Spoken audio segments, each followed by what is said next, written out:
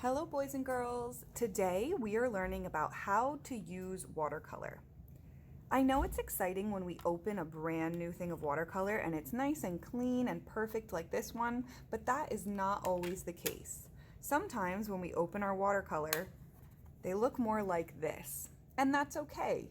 You don't have to put this one away and search for a perfect one. We can make this one perfect. So, what you're going to do is take your paper towel, dip it a little bit in the water, and then just go ahead and wipe out any extra paint that may be hiding on the lid or down in here. And if your colors are messy too, there's a way that we can clean those up as well. All you have to do is take your paintbrush, dip it in your water first, and then wipe the paints off. So, paintbrush, dip it in the water, and then wipe the paint off the colors. And the best way to keep your colors clean is that when you're painting, don't go from one color right into another color. That'll make the colors messy.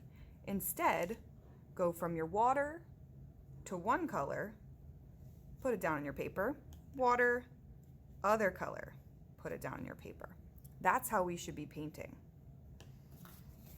So, once our tray and our paints are clean, we are ready to start. To start watercolor, there's one thing you really need, and that's water. It's right in the name, watercolor. You need to take a drop of water and put it in any of the colors that you're going to be using, making a little puddle in that color. Then you take your brush, and you should always have a paper towel, and you tickle the colors to wake them up. Tickle, tickle, tickle, tickle. And then we wipe off that color and tickle the next one. Tickle, tickle, tickle, tickle.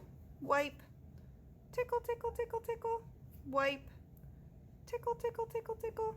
Wipe. And we keep going until all of our colors are done. Now, we get to the fun part, painting. When we paint, what you are going to do is go from your water to your color, mix it around so you're picking up some of that puddle we made, and then put it on your paper.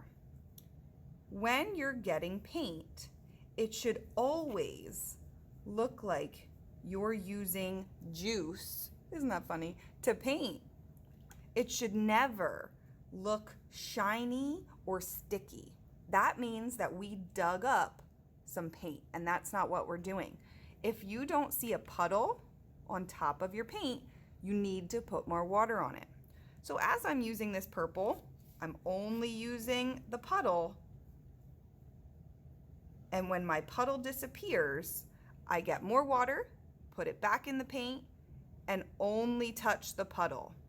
We don't stick our metal all the way down into the water, because then you're just hurting my paint. So just the brush's hair touches the puddle and spreads the paint. Now, if I want to do a different color in this square, what do I have to do? I have to wash out my brush. So I rinse out my brush, wipe it off on a paper towel, and now I can switch colors. When I'm using my brush, if you look at the way my bristles are going, the bristles are this part, the hair, you'll see that it always stays in a nice hairdo. When you're using your brush, if you're doing this and the hair starts to look like that, oh no, that's a bad hair day. We need to put him in the water, wipe him off, and make sure his hair goes back into one nice point, because that is a good hair day. If you're using your paint correctly, by making a puddle and only using the puddle, and then spreading it one direction with the brush's hair, your brush should always have a good hair day. If you touch the metal to your paper, you're gonna be making a bad hair day. And the metal might hurt your painting, might hurt your paper, might hurt my paint. So the metal part of the brush should never touch anything. Okay, boys and girls, if you have any questions, I will be around to help you.